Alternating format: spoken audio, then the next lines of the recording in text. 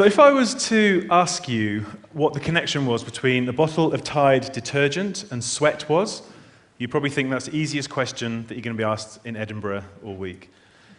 But if I was to say that they're both examples of alternative or new forms of currency in a hyper-connected, data-driven global economy, you probably think I was a little bit bonkers. But trust me, I work in advertising. And I am going to tell you the answer, but obviously after this short break. So a more kind of challenging question is one that I was asked actually by one of our writers a couple of weeks ago, and I didn't know the answer. What's the world's best performing currency? It's actually Bitcoin. Now, for those of you who may not be familiar, Bitcoin is a cryptocurrency, a virtual currency, synthetic currency. It was founded in 2008 by this anonymous programmer using the pseudonym Satoshi Nakamoto. No one knows who or what he is. He's almost like the Banksy of the internet. And I'm probably not going to do it proper service here, but my interpretation of how it works is that Bitcoins are released through this process of mining. So there's a network of computers, a challenge to solve a very complex mathematical problem, and the person that manages to solve it first gets the Bitcoin. So the Bitcoins are released, they're put into a public ledger called the blockchain, and then they float, so they become a currency.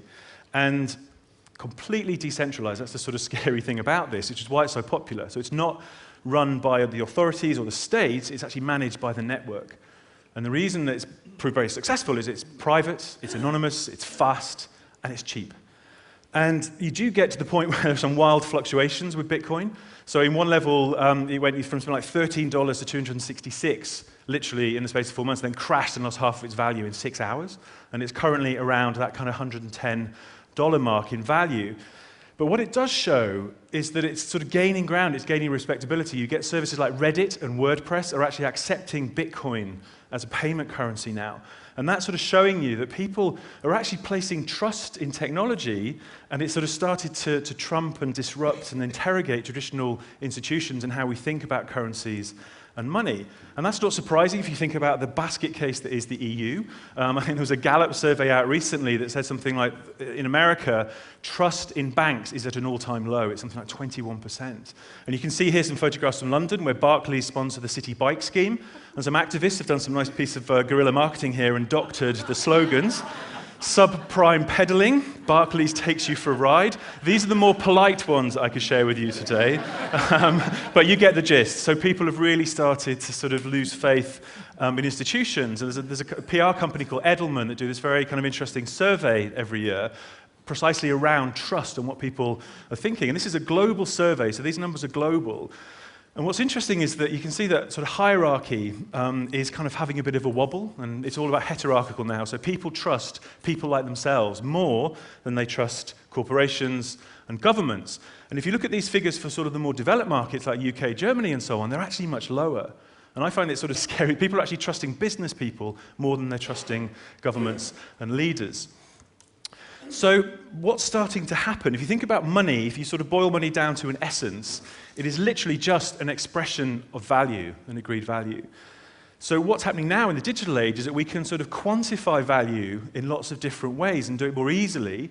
And sometimes the way that we quantify those values, it makes it kind of much easier to create new forms and valid forms of currency. In that context, you can see that networks like Bitcoin suddenly start to make a bit more sense. So if you think we're starting to sort of question and disrupt and interrogate what money means, what our relationship with it is, what defines money, then the ultimate kind of extension of that is there a reason for the government to be in charge of money anymore? And so obviously I'm looking at this through a marketing prism. So from a brand perspective, brands literally stand or fall on their reputations, and you think about reputation has now become a currency. Reputations are built on trust, consistency, transparency. So if you've actually decided that you trust a brand, you want a relationship, you want to engage with a brand, you're already kind of participating in lots of new forms of currency. So you think about loyalty. Loyalty essentially is a microeconomy. You think about the reward schemes, air miles. And the Economist said a few years ago that there are actually more unredeemed air miles in the world than there are dollar bills in circulation. When you are standing in line in Starbucks, 30% of transactions in Starbucks on any one day are actually being made with Starbucks star points. So that's a sort of Starbucks currency staying within its ecosystem. And what I find interesting is that Amazon has recently launched Amazon Coins. So admittedly, it's a currency at the moment that's purely for the Kindle, so you can buy apps and make purchases within those apps. But you think about Amazon, you look at the trust barometer that I showed you, where people are starting to trust businesses, especially businesses that they believe in and trust, more than governments. So suddenly you start thinking, well, Amazon potentially could push this. It could become a natural extension that, as well as buying stuff, take it out of the Kindle, you could buy books, music, real-life products, appliances and goods and so on. And suddenly you're getting Amazon as a brand is going head-to-head with the Federal Reserve in terms of how you want to spend your money, what money is, what constitutes money. And I'll get you back to Tide, the detergent now, as I promised. This is a fantastic article I came across in New York Magazine where it was saying that drug users across America are actually purchasing drugs with bottles of Tide detergent. So they're going into convenience stores, stealing Tide, and a $20 bottle of Tide is equal to $10 of crack cocaine or weed. And what they're saying, so some criminologists have looked at this, and they're saying, okay, Tide as a product sells at a premium. It's kind of 50% above the category average. It's infused with very complex cocktail of chemicals, so it smells very luxurious and very distinctive. And being a Procter & Gamble brand, it's been supported by a lot of mass media advertising. So what they're saying is that drug users are consumers too. So they have this kind of, in their neural pathways, when they spot Tide, there's a shortcut. Say, that is trust, I trust that, that's quality. So it becomes this unit of currency, which the New York Magazine described as a very oddly loyal crime wave, brand loyal crime wave. And criminals are actually calling Tide liquid gold. Now, what I thought was funny was a reaction from the P&G spokesperson that said, obviously tried to sort of dissociate themselves from drugs, but said that it reminds me of one thing, and that's the value of the brand has stayed consistent. Which backs up my point and shows he didn't even break a sweat when he said that. So that brings me back to the connection with sweat. In Mexico, Nike have run a campaign recently called literally Bid Your Sweat.